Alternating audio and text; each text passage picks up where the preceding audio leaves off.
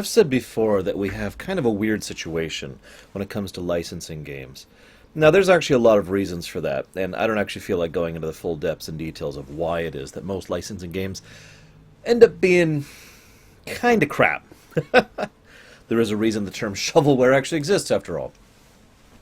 But every so often we get a really good licensing game, like Knights of the Old Republic over in Star Wars, or TIE Fighter over in Star Wars, or well, I'm going to stop using Star Wars examples. Star Trek. I've actually gone on record saying that I think there's only a really small handful of Star Trek games that I really enjoy.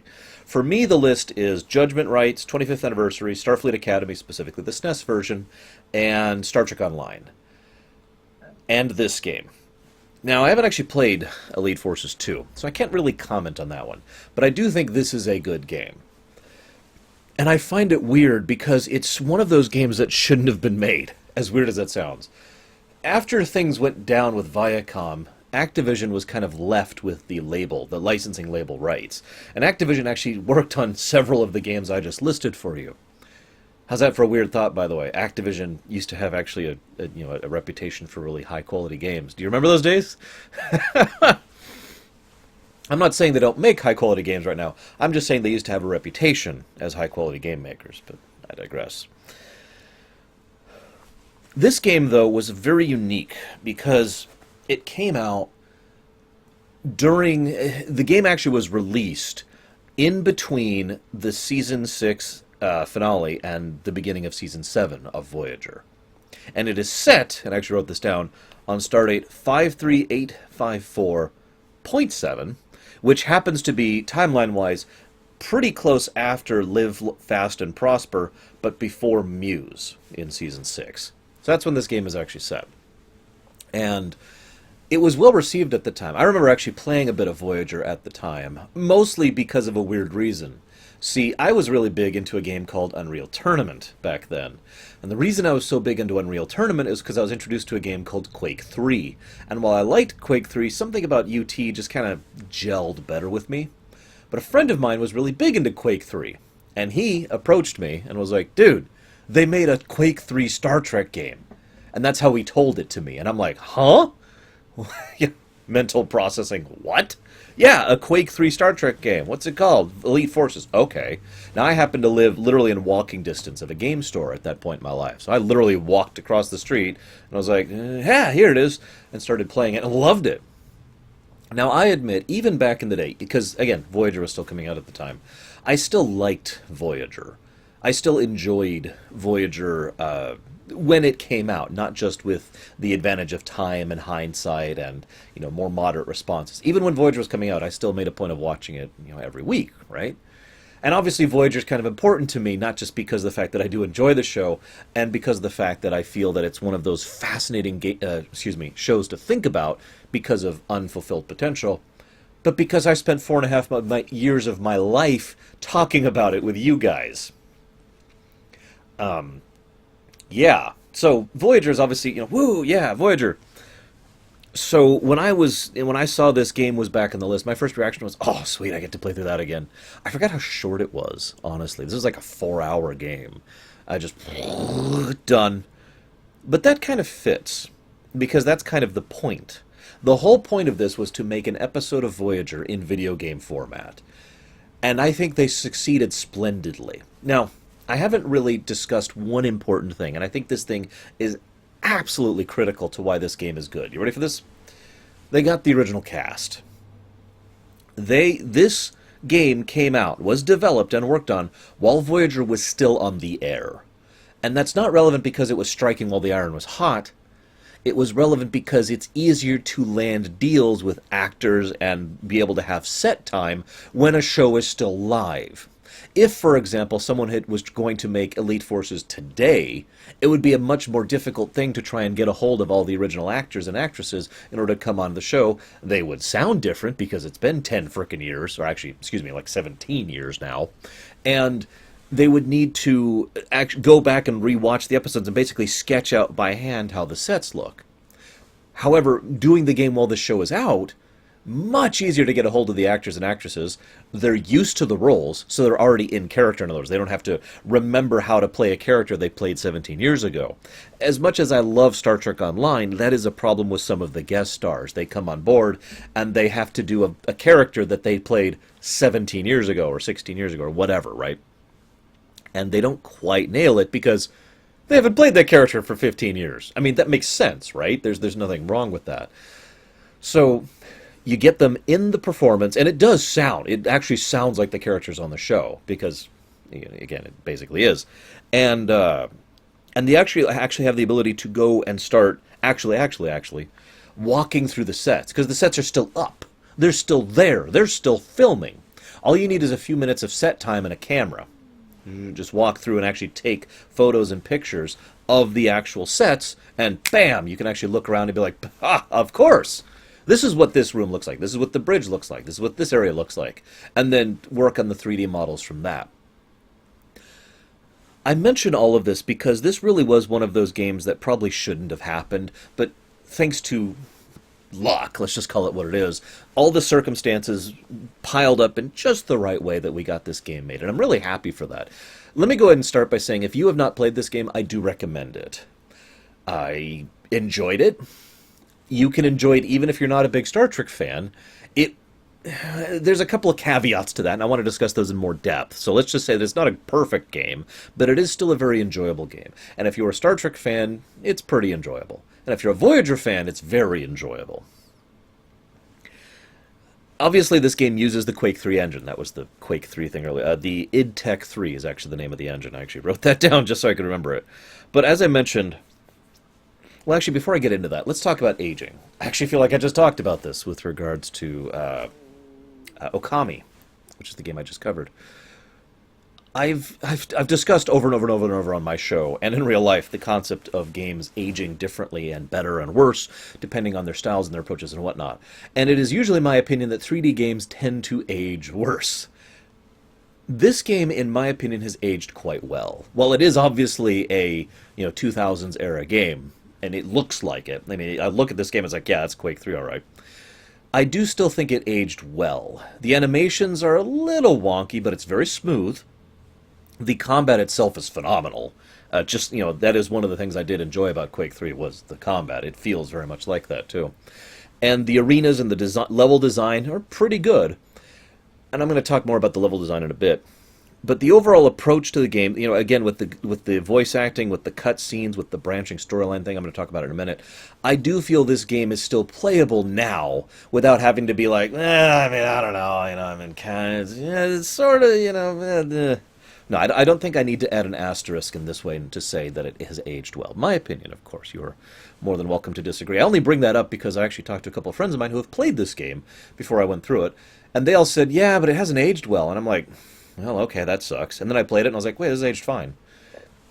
As ever, the quality of aging is up to individual opinion, so you can say whatever you want about that one.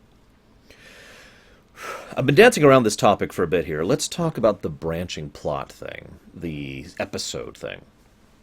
I think the biggest strength of this is that it's an episode of Voyager. Now, that is both a positive and a negative if you happen to not like that. It does contain many of the highlights of worse Voyager episodes. There's a little bit of the technobabble, not too much, but it is some there. And the overall approach to it is very episodic, which is something that I personally don't like about Star Trek. When it's like, here's an episode, and it's very self-contained, and we're dealing with some mega threat that's some huge thing that has galactic consequences, but we're going to be done with it in 40 minutes. I don't like that. The best way I can explain what I mean by that is picture if the Borg had never been in any episode other than Q-Who. If that was it. Just the Borg, done.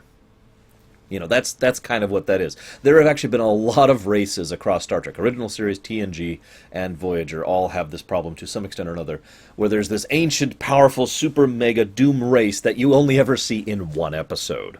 Even the Voth, who are well fleshed out and well characterized, in my opinion, still qualify as this. So here we have the Vorsoth, which are basically that, big super doom race that we never heard of before or since, that have galactic level reach and have been pulling people not only from across the entire galaxy to this place, but from other dimensions.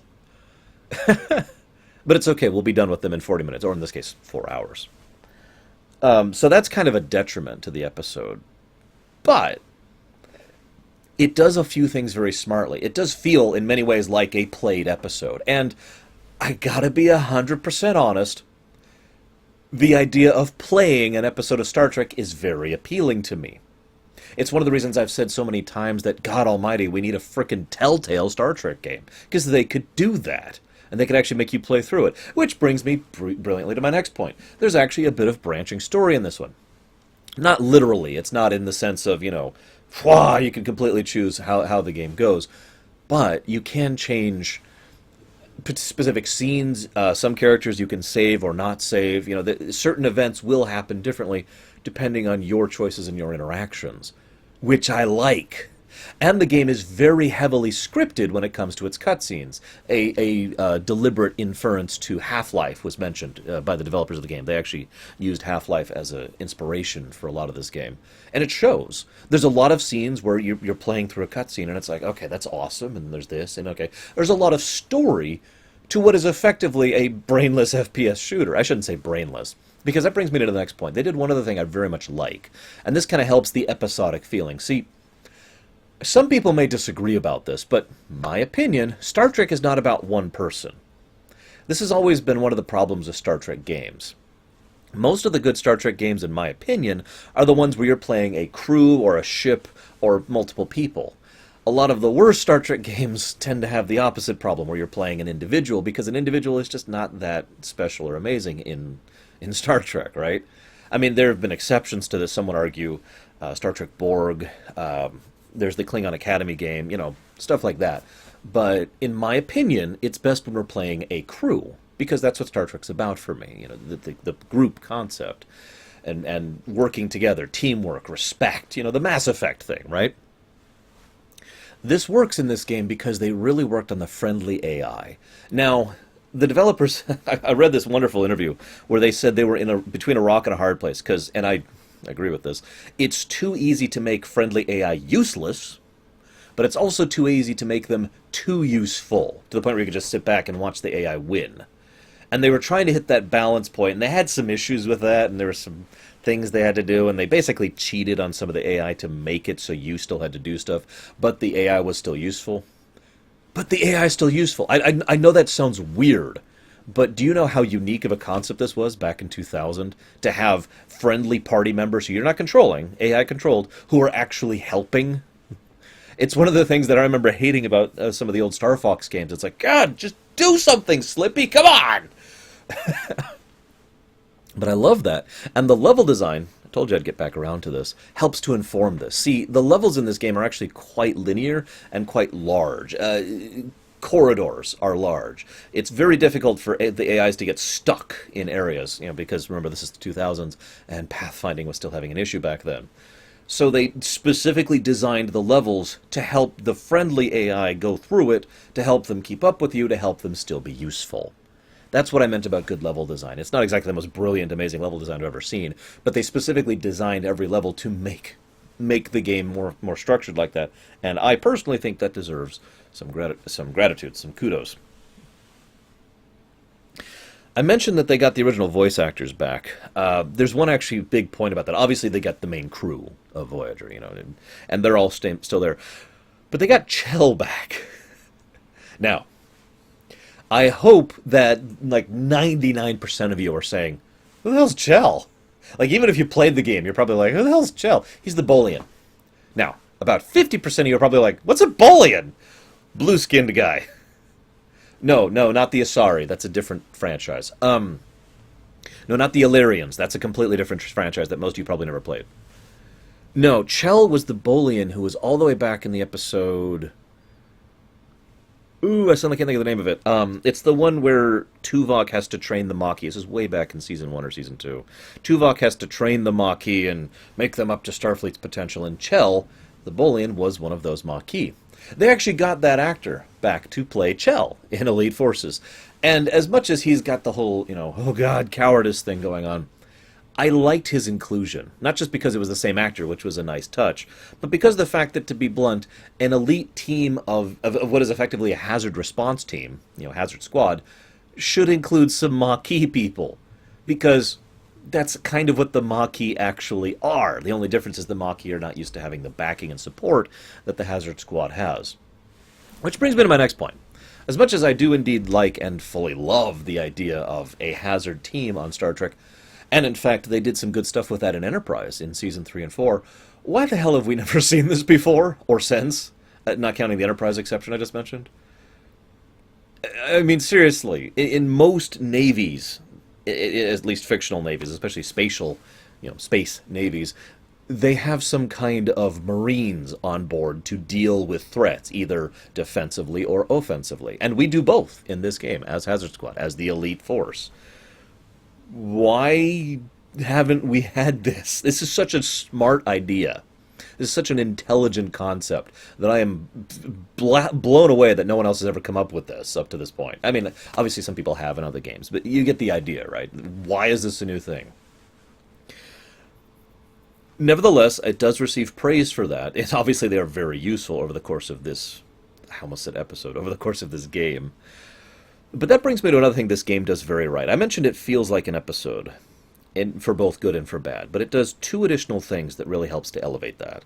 First of all, this is basically a Lower Decks episode, and anybody who's watched my Voyager stuff, or my stuff in general, knows that I love Lower Decks-style stories. But in case you haven't seen any of that, let me give you a brief reminder. A Lower Decks story is when you have what is effectively a completely ordinary story that's typical for its franchise, but you're seeing it from this perspective, the Lower Decks. Now, you don't have to be Lower Decks, but I tend to name my concepts after the first thing that codifies it for me, and this concept really came into its own in the episode Lower Decks, which is in season 6 or 7 of TNG.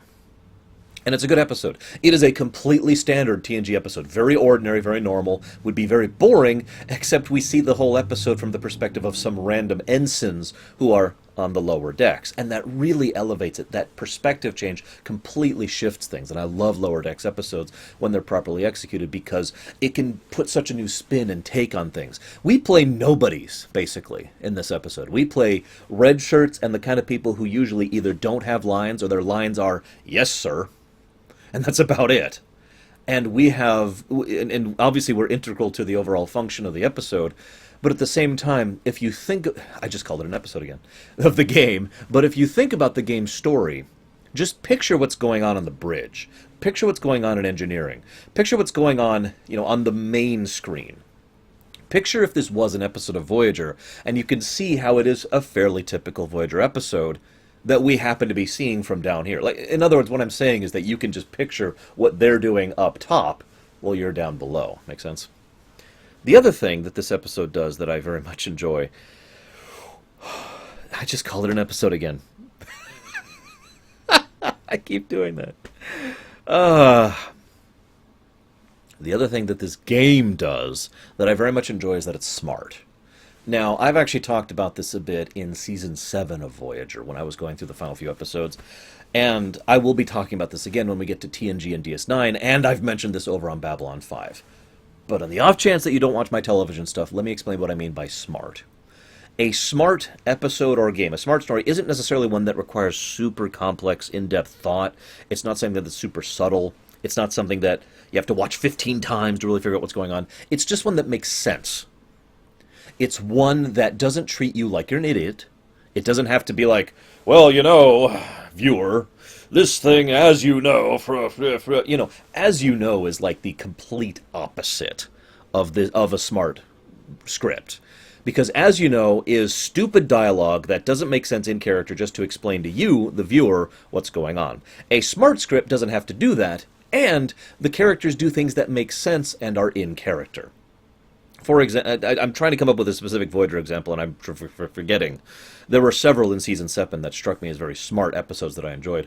But the whole idea is, oh God, we've been invaded by some alien force.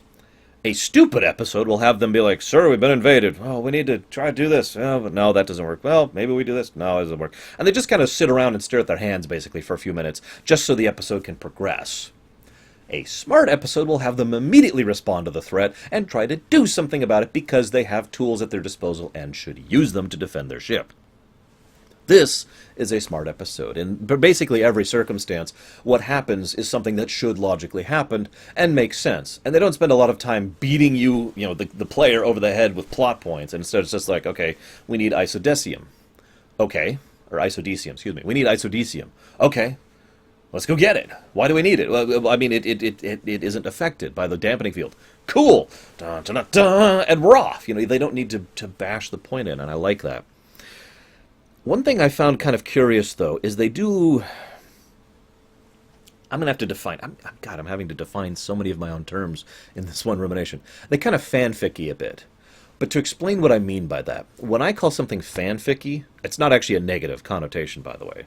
But it's when they kind of pull multiple things into a single story, and they do it pretty much just to have them in the story. We've got the Klingons, we've got the Hirogen, we've got the Borg, we've got the Undine, also known as Species 8472. We've got, I actually wrote down, the Malon, we've got the Terrans. Yes, the Terrans, not the humans, as in the Mirror Universe people. And they bring all this stuff in pretty much just for fanfic purposes, for fan service is actually the term for that. So they bring it in just so that fans of Star Trek can be like, yeah! And that's kind of a fanficky thing. But again, that's not necessarily a negative point. To once again refer to Star Trek Online, Star Trek Online is very fanficky. It pulls in tons, dozens upon dozens of characters and plot points and abandoned story arcs from across all of Star Trek, all the shows and all the movies, and helps to finish them up, conclude them, or have them carry forward logical consequences. So in other words, if you're going to do that and you do something good with it, I'm with it. This game doesn't quite. Most of the people who are here just for fan service purposes. In fact, there's even this great part where you're like, that's a Mirror Universe ship. And one of the characters are like, yeah, come on, we don't have time for that. Come on, let's go. And it's just like, but that's the Mirror... Okay, whatever. And honestly, I feel the weakest part of this game, I almost called it an episode again, is the Borg and the Undine, or Species 8472. I don't think they should have been in this. I get why they wanted them to be in it. A, it's a Voyager episode. Oh my god. I give up. It's a Voyager thing, and the Borg were the main villains of Voyager, just like the Dominion for DS9, the Romulans for TNG, and the Klingons for Star Trek. So, it makes sense that you want the main villain to be there. Okay, I'm with that. But they're hampered severely, although they do at least explain that, because they're separate from the rest of the collective. So they do at least try to explain why they're acting the way they do. But then they basically just replay Scorpion, because Scorpion was the popular episode of Voyager. Whether Scorpion is the best Voyager episode or not is going to depend on individual opinion. And by this point, your own votes and my own opinion on that has already gone live. But it is usually considered the most popular episode of Voyager. It's kind of like FF7. Whether FF7 is the best Final Fantasy is up to you, but there's no denying that it was the most popular Final Fantasy. It sold like hotcakes. Damn it, Kefka. Wrong game! So, I can see why they would directly reference Scorpion, but they reference it a little bit too directly. It's like, hey, here's 7 of 9, voiced by Jerry Ryan in the version I was playing, by the way. I found out they actually went back and edited that, so shrug.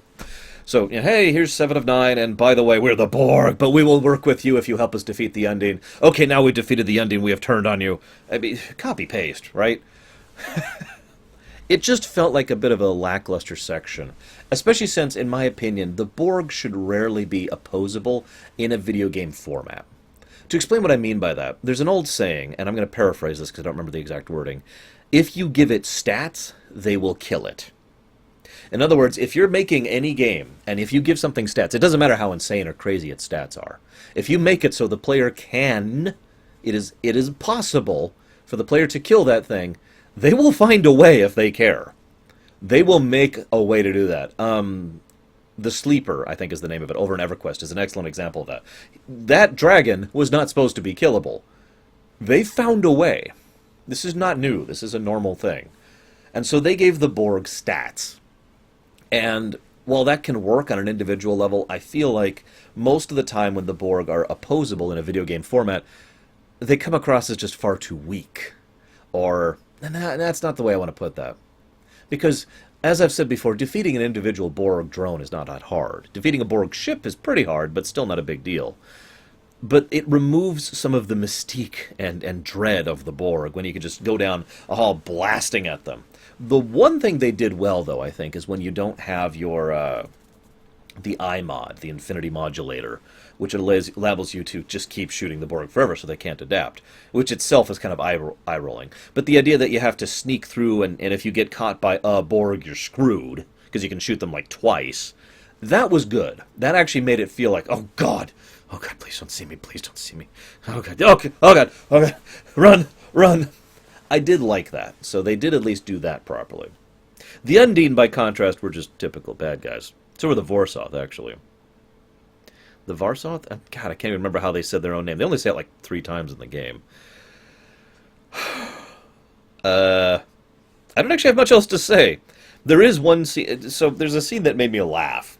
It's like, we're in the middle of this tense situation. We are stranded in the forge space. You know, our energy's being drained. We're still working on repairs. Why don't we go have some holodeck time? And I actually burst out laughing as soon as the character says, hey, you've got some holodeck time. It was my exact reaction. This is doubly funny to me because anybody who's a fan of Voyager may remember that one of the more amusing story points of Star Trek Voyager is that, for reasons unknown, the holodeck runs on not only separate power from the rest of the ship, but incompatible power from the rest of the ship. That has actually been a plot point more than once in Voyager. And so the idea that it's like, yeah, well, we're in a desperate situation, but at least our holodecks are running, right? That being said, I do praise the game for using holodecks and, I wrote it down, what's it called? The transporter buffer as gameplay mechanics. In fact, it's the kind of thing that, honestly, the show should have done because it makes perfect sense. The idea is you basically transport something into the transporter buffer and then just let it sit there. Now, as we know... As you know, in Star Trek, you can actually leave stuff in the transporter buffer for quite a while. It will slowly degrade. There are issues with leaving it in for too long. And, you know, if you put a person in there for too long, they will eventually cease to be. If you put a thing in there, it eventually decompose, or decohese, excuse me. But you can leave it in there for a few minutes or a few hours without much in the way of degradation. And if it's something that's not super important, like a helmet or some inventory, that's something you could do to increase your carrying capacity without having to have a giant backpack on. So that's smart, and I like that. The usage of the holodecks to basically be like, all right, you've got a new gun. Why don't we go try it out? Well, I'll just go and hop on the holodeck. Makes perfect sense to me. And while, of course, the holodeck is itself a very advanced video game, and so that, of course, that makes sense, I do love the idea of a Hazard squad, you know, getting a hold of a new gun, like a portable torpedo launcher, and running onto the holodeck to try it out. Not only does it make sense for fun's sake, but it makes sense for training, because let's be honest, the holodeck would probably be a very good training tool, especially for an action hazard response team like the hazard team's supposed to be. I don't have much else to say. I want to talk one thing about the Vorsoth, or the Varsoth, or the bad guys of the week. So, they're very typical. They're extremely typical. I actually kind of found myself laughing at a few things. They follow so many villainous cliches, it's actually funny. And they completely hamper themselves the whole time. And it's even better because at one point in time, Monroe, the main character, can give Alex, can give the Star Trek speech. You know what I'm talking about, right? Usually people refer to this actually as the Kirk speech, because the Picard speech is kind of a subset, different category of this. But you know what it is. It's the Star Trek speech. We should be better, and we should try more, and that you could do better than this. You know, it's trying to help people out and inspire them to be better than they are, right? Now, don't mistake me. I don't dislike the Star Trek speech. I like it when it's well executed and well done. And it is well done sometimes. And sometimes it's done kind of laughably. In this case, I felt like they did a decent job of it. It's just, it felt a little rushed, and that makes sense because the character was a little rushed. It's like, dude, no, listen, okay, you don't have to be this conquering evil force. I mean, you could be explorers, right? Does exploring sound fun? But I love the fact that the Star Trek speech just bounces right off the villain. Yeah, no, we're here to conquer. Death. And then... probably the only gameplay thing I didn't like in the entire game was the last boss. At first it's like an ad boss. Okay, I'm with that. That makes sense. But then he just turns into a health sponge. That's all he was. I'm sitting there unloading with every weapon on him, and it's just, come on, help. Okay, switch weapons. He just had so much health, and there was nothing else to it. He wasn't interesting. There was no mechanics. I didn't have to dodge anything. I didn't have to be, aim for. It was just he was just a health sponge.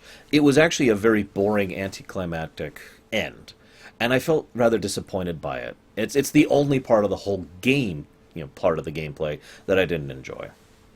Other than that, though, let me double check my notes here really quick. Make sure I covered everything. Other than that, I liked it. It was fun to go through this again. Maybe I'll have time to do Elite Forces 2 someday in the future. But for now, I'll see you around, guys.